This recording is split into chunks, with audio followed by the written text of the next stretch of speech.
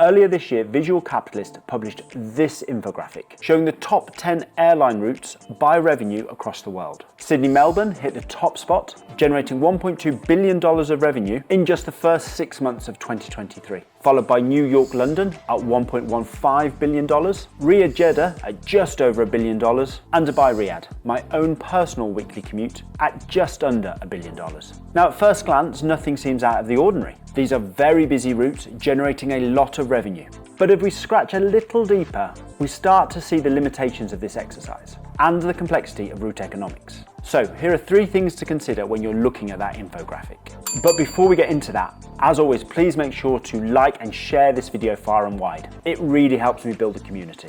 1. Data integrity. Now, the assessment was based on OAG data, and there's nothing wrong with that. OAG's database is one of the most comprehensive in the world, but it's only one source. And like any data set, it always has its limitations. So before we look at the results, we need to understand how the data was collected, how it was interpreted, and how it was cross-referenced for accuracy before we draw any conclusions. Number 2, distance. So how far did we have to fly to generate this revenue? 3 of the routes are nearly identical. Sydney-Melbourne, Riyadh-Jeddah, Dubai-Riyadh, well, they're all fairly similar, between 700 and 900 kilometers for the distance flown. But London-New York, well, that's different. That's 5,570 kilometers flown. So you can see that this might create a problem. If we just do some basic maths and say, let's divide the revenue by the distance flown, we get a very different number. Sydney-Melbourne still hits the top mark at $1.7 million of revenue per kilometer flown. But London-New York, well, that's now $206,000 per kilometer flown. So the picture starts to change quite dramatically. And number 3, and probably most important, who cares about revenue?